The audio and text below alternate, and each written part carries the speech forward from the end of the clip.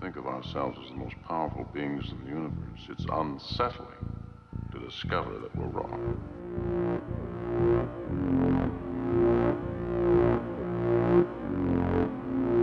Time has come to see the world as it is. Can we pull back the veil of static and reach into the source of all being?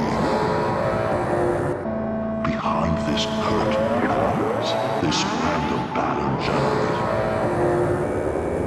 You will be responsible for an escalation that will destroy everything. In the last episode, I talked about the etheric plane, and in this one I will get to the astral planes. Now, I just want to give a reminder that I'm using terminology of the Western esoteric tradition to describe things my spirit contacts told me. For example, they say that when your awareness leaves the etheric state of being, you either enter the astral state, or the awareness which experienced being you abandons everything that was essentially you.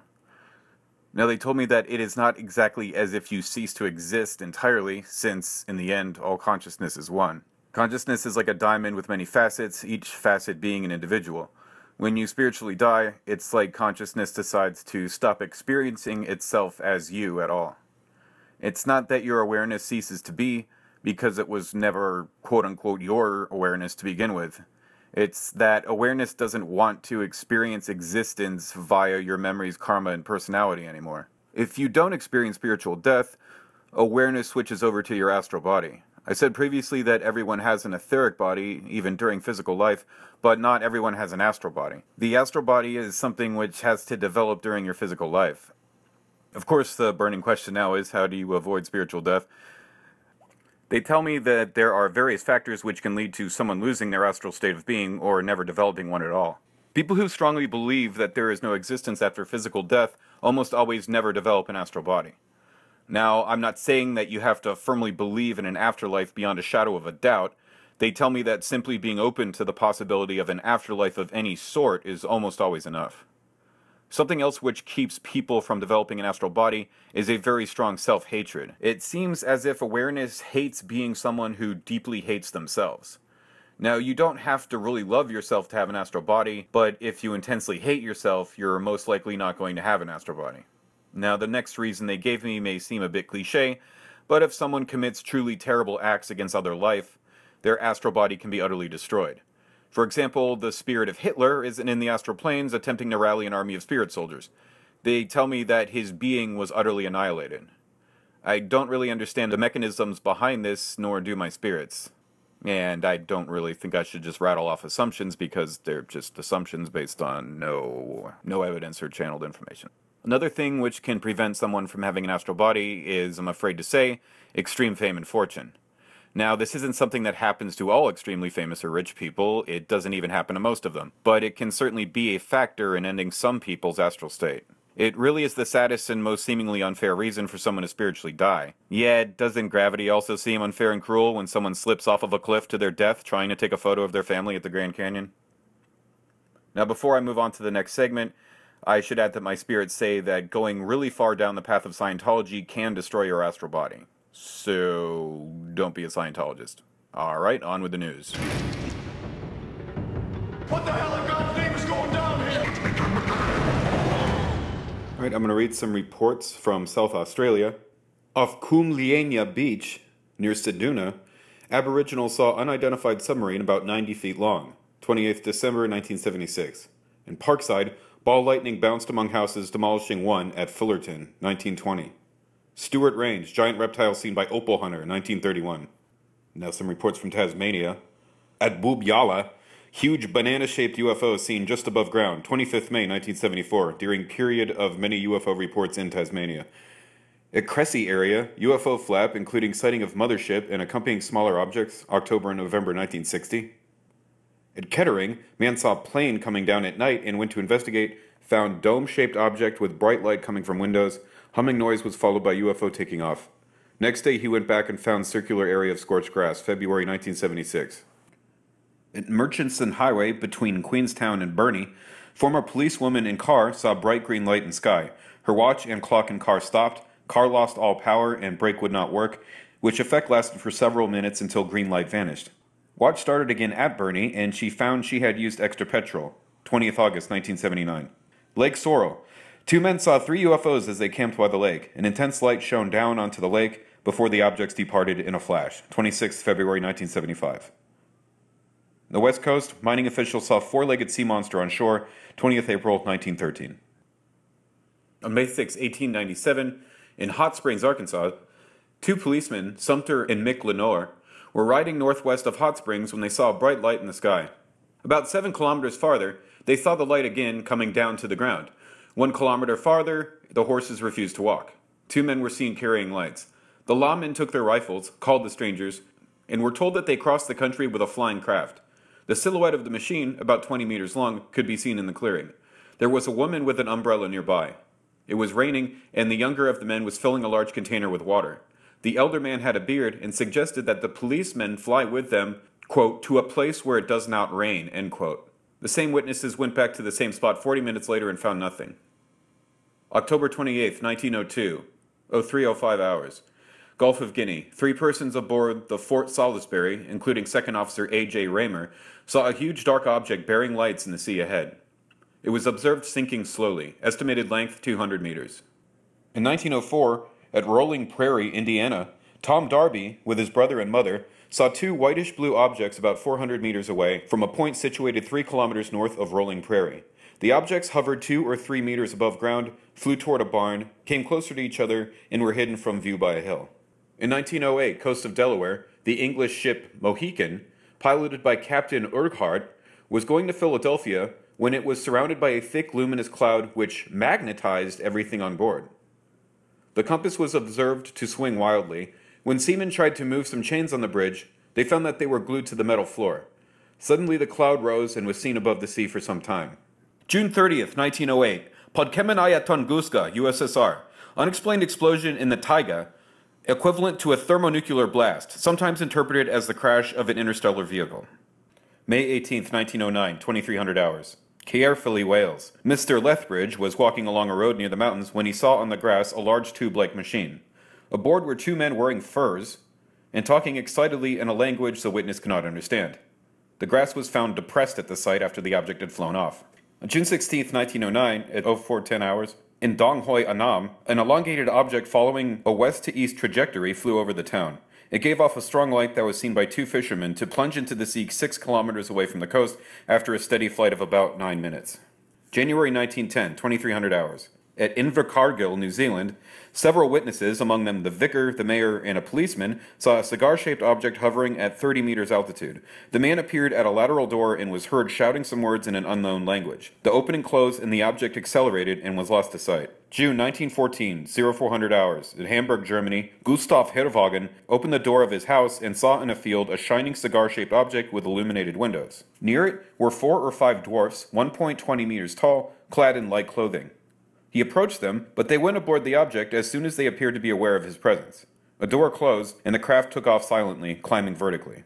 The American Journal of Science, 1-28-361, reports that, on April 11, 1832, fell a substance that was wine-yellow, transparent, soft, and smelling like rancid oil. M. Herman, a chemist who examined it, named it sky oil.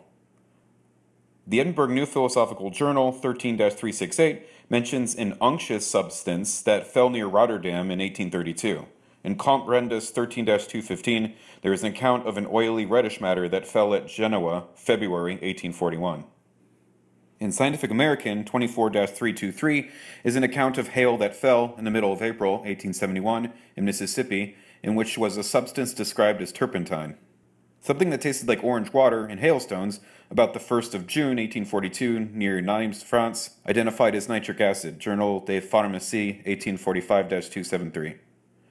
Hail and ashes in Ireland 1755, reported in Scientific American 5-168. Scientific American 30-262 says that Elizabeth, New Jersey, June 9, 1874, fell hail in which was a substance said by Professor Leeds of Stevens Institute to be carbonate of soda. In an Intellectual Observer 3-468, it is said that upon the 1st of May, 1863, a rain fell at Perpignan, bringing down with it a red substance which proved on examination to be a red meal mixed with fine sand. At various points along the Mediterranean, this substance fell. During the 1933 attempt to climb Mount Everest, mountaineer F.S. Smythe was climbing alone when he observed, quote, two curious-looking objects floating in the sky, end quote. They hovered motionless and seemed to pulsate slowly. Other Himalayan expeditions in the 1920s and 30s reported variously seeing, quote, giant silver discs and, quote, a flying tea kettle. The UFO controversy did not exist in those days, so most scientists regarded these stories as hallucinations created by the high altitude. Although the natives had plenty to say about the Yeti, they shrugged off the aerial objects. The discs had always flown regular routes over the mountains. They had belonged there like the clouds, the natives explained to early explorers. The Spokane, Washington Spokesman Review carried this report on November 18, 1966, quote, Newport, Oregon, AP. People in this coastal logging area didn't believe 16-year-old Kathy Reeves when she told them about, quote, the three little stumps that walked across the pasture, end quote. Not only did they move, said Kathy, but they also were of different colors, orange, light blue, white, yellow, and watermelon colored. That was 6 months ago. Since then, 25 persons have seen unidentified flying objects and 15 statements were taped by newsmen, end quote. Later, the Reeves home on Pioneer Mountain was haunted by strange balls of light which flitted from room to room. Investigating police officers and reporters also saw the lights. The family finally moved out. Several others in the same area told police that they had been seeing giant humanoid figures with a single eye in the middle of their foreheads. In the Book of Imaginary Beings by Jorge Luis Borges, there is documented a grotesque Chilean sea monster termed the Hide. According to Borges, the Hide is an octopus that resembles in shape and size a cowhide stretched out flat, with countless eyes all around its body's perimeter and 4 larger ones in the center. It lives by rising to the surface of the sea and swallowing any animals or people swimming there. As this description makes no mention of tentacles, it seems highly unlikely that such a beast, assuming that it really does exist, could be any form of octopus. In any event, octopuses only have a single pair of eyes, not a whole series around the edge of their body. Conversely, many jellyfishes possess peripheral sensory organs called rhopalia, which incorporate simple light-sensitive eye spots or oculi. Moreover, although no jellyfish has true eyes, some, such as the common moon jellyfish Aurelia aurita, have 4 deceptively eye-like organs visible in the center of their bell, which are actually portions of their gut known as gastric pouches. In short, a jellyfish candidate provides a far more realistic answer to the question of the hide's identity than an octopus. It would be unwise to dismiss out of hand the possibility that jellyfishes notably larger than any recorded so far by science exist in our world's vast oceans. However, most may well frequent the abyssal depths where man has scarcely begun to penetrate. One of the most celebrated waves of UFO sightings occurred in Belgium at the beginning of November 1989. There were no less than 30 groups of eyewitnesses, which included 3 groups of police officers. Almost all reports describe large, low-flying craft, triangular in shape. Witnesses also testified that the UFOs were silent as they moved across the Belgian landscape. The objects were tracked as they moved from the town of Liege to the border of the Netherlands and Germany. More than once, F-16 fighter jets chased the UFOs, even locked them on their radar. But very quickly, the triangles flew away. In one riveting event, several radar stations caught a triangle on their screens, but the object did not send a transponder signal. This series of sightings generated 2 very important photographs. The first image was taken at Petit Rechain in April 1990 by an unnamed photographer, which shows one of the craft with lights below. The second image was taken by J.S. Henrardi on 15th June 1990 in Wallonia. It closely resembled the Petit Rechain photograph. On August 14th, 1947, Villa Santina, Italy, Rapuzzi Johannes, an avid geologist, was walking one morning while studying unusual rock formations in Friuli in the north of Italy, when he came upon a strange red object about 30 feet wide and 18 feet high on the rocky riverbank some 50 yards away. The lens-shaped object had a low central cupola with a telescoping antenna on top. As the professor approached the object, he noticed what appeared to be 2 boys nearby. But upon closer examination, he realized that the 2 boys were strange figures about 3 feet high. They wore dark blue translucent overalls with collars, leg cuffs, and wide belts all in red. Their heads were larger than a human's, and a tight-fitting brown cap topped their hairless heads. Their faces were green-skinned. They had long, straight noses and fish-like slit mouths that kept opening and closing. Their yellow-green eyes were large, hemispherical, and protruding. Their pupils were vertical. They had no eyebrows or eyelashes, but ring-like lids at the base of their eyes. Overcoming his fear, the professor shouted out to them, asking who they were and where they came from.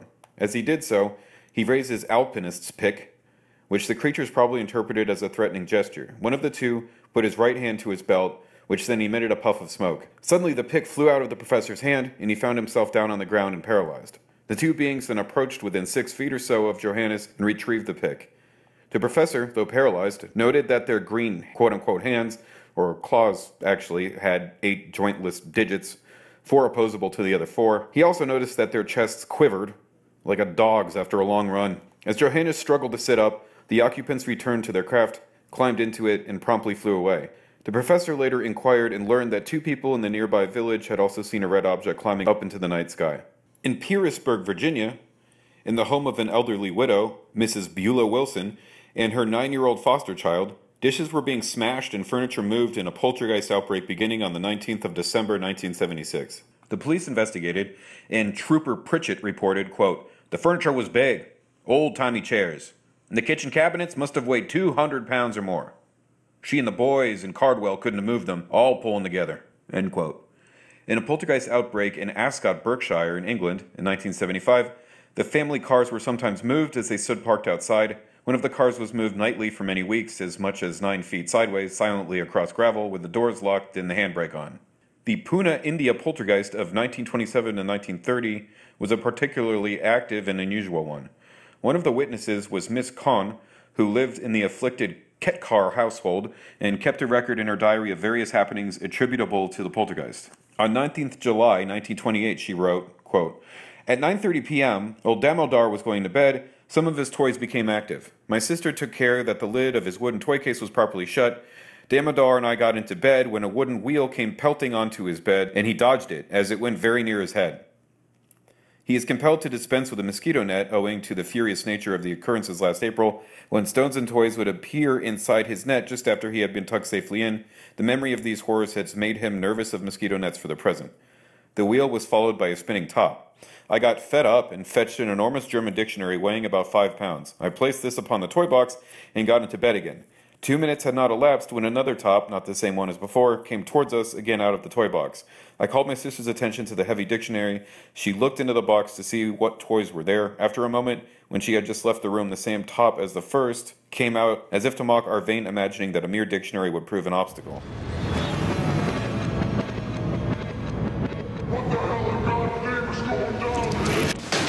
That was a public service announcement designed to scare the shit out of you. The spirits told me that the astral state of being consists of many different places, or what you could think of as different realities. Not parallel timelines like in multiverse theory, but completely different realities. Now, these realities exist in and are spread throughout what can be seen as various levels. These levels can be understood as being metaphorically stacked in a vertical arrangement. The levels or planes above are referred to as higher, while the planes below are referred to as lower. The higher planes are wonderful places, filled with light, color, and freedom beyond our expectations. There is sex, but no pregnancy or birth, and certainly no sexually transmitted diseases, so sexuality is a big thing in the higher planes. No one has any diseases or physical maladies, and people can even look like superhumanly more attractive and perfected versions of themselves. The lower planes, on the other hand, are terrible places which are literally dark, increasingly devoid in light the further down you go until it is pitch black nothing. The lower realms are utterly permeated with depression and despair. There is disease and deformation, violence and pain. There are also unspeakable monstrosities stalking about places of horrible ruin and death. I've seen some of these places myself. I'll get into that in a future episode. There are also places of utterly mundane, gray, depressing boredom. No skulking monstrosities, just a complete annihilation of meaning and joy.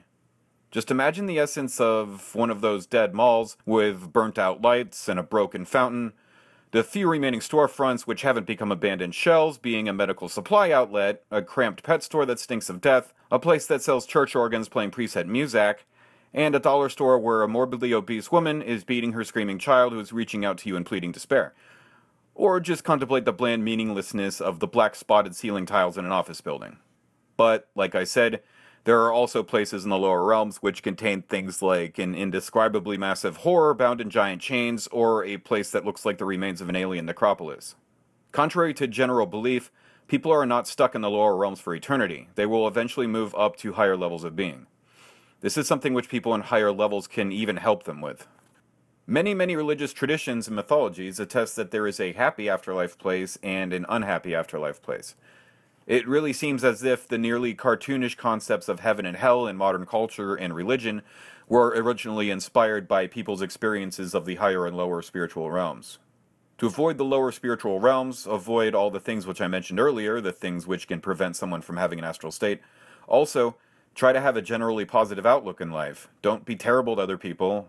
Try not to allow money and possessions to take over your life, and focus on some sort of spiritual path or practice. This can be something as simple and accessible as yoga or meditation, or as esoteric and relatively difficult as hermetic magic. He was abducted by aliens earlier this afternoon. That little girl got lost under the bed and she went into an alternate dimension. Thisinfo.com. Visions of the Impossible. Is Materialism Becoming Controversial? Posted by Thad McCracken, April 8th, 2014. Those who follow my Facebook magic blog might be aware that a month or so back I had a series of visions indicating that there is a psychic veil of sorts beaming upside-down pentagrams into the hearts and minds of humanity, keeping us blinded in line as to the nature of our higher functioning. This is, of course, a biblical concept, our vanishing from the Garden of Eden, and as one of my readers pointed out to me, something William S. Burroughs wrote about in extended detail. I suppose that's my way of saying I'm not the only one mystic who's perceived this lower dimensional prison wall barring our heavenly ascension. Now, the good news on that front is that the message imparted on me actually had to do with the idea that this supernatural force of order has reached its apex in power and will become increasingly insignificant as time moves forward. As if to echo this sentiment, in the last week I accidentally stumbled upon a couple of well-received articles urging academia to rethink its hardline materialist dogma. The first was by Jeffrey J. Kripple, who wrote a fantastic book called Mutants and Mystics a few years back, which I'd recommend to anyone. The guy's a college professor and took an interest in this sort of thing due to an astral contact encounter with a divine spirit form he had years back, which is the exact sort of thing that's happened to me repeatedly throughout the years after experimenting with Robert Monroe's techniques. Anyhow, it's a fantastic read, and the fact that it aired in the Chronicle of Higher Education is probably the most significant thing about it. In quotes, "Nothing in our everyday experience gives us any reason to suppose that matter is not material, that it is made up of bizarre forms of energy that violate, very much like spirit, all our normal notions of space, time, and causality. Yet when we subject matter to certain drastic conditions like the Large Hadron Collider near Geneva, Switzerland, then we can see that matter is not material at all. But, and this is the key, we can get to that point only through a great deal of physical violence. A violence so extreme and so precise that it costs billions of dollars and decades of preparation to inflict and then analyze it. Because we've invested our energy, time, and money in particle physics, we are finding out all sorts of impossible things. But we will not invest those resources in the study of anomalous states of cognition and consciousness, and so we continue to work with the most banal modes of mind, materialist and mechanistic ones. While it is true that some brain research has gone beyond assuming that mind equals brain and that the psyche works like or is a computer, we are still afraid of the likelihood that we are every bit as bizarre as the quantum world, and that we possess fantastic capacities that we have allowed ourselves to imagine only in science fiction, fantasy literature, and comic books." End quote. I'd say the most novel thing about the article is Kripple's theory that psychic phenomenon seems to manifest more intensely and accurately when it involves traumatic events. Not sure I entirely agree with that, and would posit that quite possibly they also manifest themselves more intensely and accurately in states of extreme bliss, sexual and otherwise. To further his point, though, last year my wife sent me an email describing a dream she'd had about a family being trapped in a house which was about to be consumed by a tornado. She could sense their fear quite intently, and was sure that it was more than just a dream. And when she woke up the next morning, caught a story on the news about a tornado that ravaged a small town in Texas. About a week later, the OKC tornado hit. My wife quite rarely emails me to talk about dreams, it should be pointed out. Now, of course, mainstream academia was not going to take this lying down, and so shortly thereafter, some super bore named Jerry Coyne had to write his angry retort for the New Republic, which is full of the classic debunker bullshit we know so well. The word woo is bandied about indiscriminately. It even references James Randi as if completely oblivious to the fact the guy's a total asshat and, not a scientist. Enjoy this choice nugget. Quote, "Actually, as I pointed out many times, science does not take non-material or spiritual phenomena off the table. It's perfectly acceptable to test psychic and paranormal phenomena like ESP and spiritual healing, and in fact those tests have been done, but they always fail, and so, as Laplace said, we no longer need those explanations. It's not that we've taken non-materialism off the table, it's simply fallen off the table." Unquote. You see, that part is blatant lies. Blatant lies that the scientist is trying out to defend his position, which should be rather embarrassing to all of science, but is really just par for the course if you follow this sort of thing. I think the most telling aspect to all of this was that in the comments section on the article, a vocal side denier was blatantly called out and admitted to not actually looking at any of the evidence he somehow knew was bullshit, which is precisely the problem. And of course, the supreme irony is that Krippal's article is pointing out that even people like Mark Twain were rather shy in talking about their psychic experiences for fear of being publicly mocked by the bullhorn trumpeters of conservative consciousness. You write an article talking about the potentiality of this stuff, a counter article will appear days later angrily taunting you. But I've got to be honest, the comment sections on both of these articles seem to skew in favor of the potentiality of psi, which is a rather new development and echoes exactly what my inner world has been telling me. Here's my favorite one in regards to the point.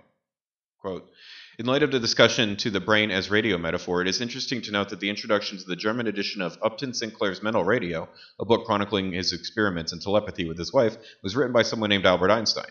You may have heard of him. He found the amateur experiments of Sinclair to be suggestive of the possibility of telepathy and worthy of a wide readership. I guess he was a scientific illiterate with a propensity for woo. End quote. Moving on. A few days after reading that, someone of Facebook pointed me in the direction of this opinion piece, which appeared in the New York Times of all places, entitled A Rationalist's Mystical Moment, which concludes with this. Quote, fortunately, science itself has been changing. It was simply overwhelmed by the empirical evidence, starting with quantum mechanics and the realization that even the most austere vacuum is a happening place, bursting with possibility and giving birth to bits of something, even if they're only fleeting particles of matter and antimatter. Without invoking anything supernatural, we may be ready to acknowledge that we are not, after all, alone in the universe. There is no evidence for a god or gods, least of all caring ones, but our mystical experiences give us tantalizing glimpses of other forms of consciousness, which may be beings of some kind, ordinarily invisible to us in our instruments. Or it could be that the universe is itself pulsing with a kind of life, incapable of bursting into something that looks to us momentarily like a flame. End quote. Again, this is an admitted hardline rationalist acknowledging the potentiality of psi, and again, the comments were overwhelmingly supportive from what I read. Of course, this is where I'd point out that science could quite easily give every hardline rationalist a mystical moment, and that this is something that we've thus far chosen not to pursue scientifically. More to the point, if hardline materialists like Jerry Coyne ever bothered experimenting with, say, DMT or astral projection, he probably wouldn't be writing douchebag articles mocking those who assert their enormous potential. There's a fairly huge difference between experiencing something firsthand and reading about it in books. Anyone going to argue with that? Time has come to see the world as it is. Tricycle.org. The Ban on Rupert Sheldrake's TED Talk by Alex Carring-Lobel, May 22, 2013. Scientist Rupert Sheldrake's recent work lays bare many of the unexamined assumptions common in mainstream science. I was very pleased to find that the first online comment on A Question of Faith, my interview with Sheldrake in the new issue, brought up the ban on his TED Talk and was from a scientist at that. The commenter, a physician, explained how the ban caused him to rethink the effect of scientific dogma in his own practice. This convinced me that the ban itself was quite revealing. Proponents of the ban may have celebrated their very early success, but the result has been more complex in that it has provided fodder for Sheldrake's arguments. Talks from Rupert Sheldrake and Graham Hancock given at the TEDx Whitechapel event titled Visions for Transition, Challenging Existing Paradigms and Redefining Values, were both banned following recommendations from a faceless science board, which turned out to be heavily influenced by the most unsavory of militant atheists. The most active in the controversy appears to be P.Z. Myers, who is accustomed to being publicly denounced by even atheist organizations and figures for inflammatory writings and such tone-deaf stunts as ripping out pages of the Quran, piercing them with a nail, throwing them in the trash with coffee grounds and a banana peel, and proceeding to photograph the scene for his blog. Not all new atheists share such a view. Daniel Dennett, perhaps the most popular figure in the most recent atheist movement, is said to have commented to Sheldrake that he thought TED had made a mistake with this whole controversy. Sheldrake's talk was removed from TEDx's YouTube channel and relegated to the TED blog, where it remains hidden from most of the TED community. The TEDx organizers responded by publicly condemning the way in which the talk was treated on the TED blog where it was moved, in addition to the general lack of integrity with which the talks were treated by TED management.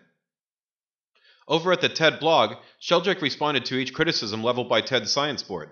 TED moderators opened up the blog to community discussion with mixed results. TED's curator, Chris Anderson, even voiced his disappointment with criticisms against Sheldrake's talk. Maybe I'm expecting too much from this forum, but I was hoping scientists who don't buy his ideas could indicate why they find them so implausible. Blogger Sebastian Penray brought to our attention a comment by Connor O'Higgins that sums up many of the arguments for banning the talk. Sheldrake claims that there is dogma that X. But I found this statement by scientist Y questioning X. Therefore, Sheldrake is wrong about there being a dogma. This kind of criticism is misguided, as Sheldrake goes to great lengths not only to assert the prevalence of views that contradict the predominant scientific worldview among scientists, 51% of scientists even believe in God or a spiritual force, whatever that means, but also to advocate the need for greater tolerance for plurality in science, which he describes as pluralistic to begin with. What Sheldrake critiques is the culture of science in the academic world, generally speaking. Those who dismiss such generalizations must also deny the existence of scientific paradigms, ultimately precluding the possibility of any such critique. No reasonable scientist or atheist holds all these views wholeheartedly, and that's pretty much the point. The current scientific paradigm, with its allegiance to late 19th century material philosophy, has reached its internal limits. The ban demonstrates that there is a need for such critique. and that the existence of scientific fundamentalism isn't imagined. The TEDx even was titled Challenging Existing Paradigms for Buddha's sake. The irony here is that the name-calling criticisms of Sheldrake's talk and the subsequent ban are completely in line with Sheldrake's view that, aside from the creativity of its methodology, science is often practiced hand-in-hand with deeply held and unexamined assumptions that are no more provable and no less ideological than other total systems. Time has come to see the world as it is. TheEarthChild.co.za. Quantum Theory Proves Consciousness Moves to Another Universe After Death. A book titled Biocentrism, How Life and Consciousness Are the Keys to Understanding the Nature of the Universe has stirred up the internet because it contained a notion that life does not end when the body dies and it can last forever. The author of the publication, scientist Dr. Robert Lanza, who was voted the third most important scientist alive by the New York Times, has no doubts that this is possible. Lanza is an expert in regenerative medicine and scientific director of Advanced Cell Technology Company. Before he has been known for his extensive research which dealt with stem cells, he was also famous for several successful experiments on cloning endangered animal species. But not so long ago, the scientist became involved with physics, quantum mechanics, and astrophysics. This explosive mixture has given birth to the new theory of biocentrism, which the professor has been preaching ever since. Biocentrism teaches that life and consciousness are fundamental to the universe. It is consciousness that creates the material universe, not the other way around. Lanza points to the structure of the universe itself, and that the laws, forces, and constants of the universe appear to be fine-tuned for life, implying intelligence existed prior to matter. He also claims that space and time are not objects or things, but rather tools of our animal understanding. Lanza says that we carry space and time around with us like turtles with shells, meaning that when the shell comes off space and time, we still exist. The theory implies that death of consciousness simply does not exist. It only exists as a thought because people identify themselves with their body. They believe that the body is going to perish sooner or later, thinking their consciousness will disappear too. If the body generates consciousness, then consciousness dies when the body dies. But if the body receives consciousness in the same way that the cable box receives satellite signals, then of course consciousness does not end at the death of the physical vehicle. In fact, consciousness exists outside of constraints of space and time. It is able to be anywhere, in the human body and outside of it. In other words, it is non-local in the same sense that quantum objects are non-local. Lanza also believes that multiple universes can exist simultaneously. In one universe, the body can be dead. In another, it continues to exist, absorbing consciousness which migrated into this universe. This means that a dead person, while traveling through the same tunnel, ends up not in hell or in heaven, but in a similar world he or she once inhabited, but this time alive, and so on infinitely. It's almost like a cosmic Russian doll afterlife effect. This hope-instilling but extremely controversial theory by Lanza has many unwitting supporters. Not just mere mortals who want to live forever, but also some well-known scientists. These are the physicists and astrophysicists who tend to agree with the existence of parallel worlds and who suggest the possibility of multiple universes. Multiverse is a so-called scientific concept which they defend. They believe that no physical laws exist which would prohibit the existence of parallel worlds. The first one to bring this forward was science fiction writer H.G. Wells, who brought the idea forth in 1895 in his story The Door in the Wall. And after 62 years, this idea was developed by Dr. Hugh Everett in his graduate thesis at the Princeton University. It basically posits that at any given moment, the universe divides into countless similar instances. In the next moment, these newborn universes split in a similar fashion. In some of these worlds, you may be present reading this article in one universe or watching TV in another. The triggering factor for these multiplying worlds is our actions, explained Everett. If we make some choices, instantly one universe splits into two with different versions of outcomes. In the 1980s, Andrei Lind, scientist from the Lebedev's Institute of Physics, developed the theory of multiple universes. He is now a professor at Stanford University. Lind explained, space consists of many inflating spheres, which give rise to similar spheres, and those, in turn, produce spheres in even greater numbers, and so on to infinity. In the universe, they are spaced apart. They are not aware of each other's existence, but they represent parts of the same physical universe. The fact that our universe is not alone is supported by data received from the Planck Space Telescope.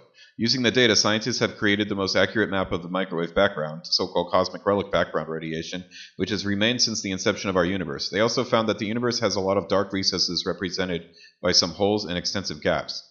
Theoretical physicist Laura Mersini-Houghton from the North Carolina University, where their colleagues argue, the anomalies of the microwave background exist due to the fact that our universe is influenced by other universes existing nearby, and holes and gaps are a direct result of attacks on us by neighboring universes.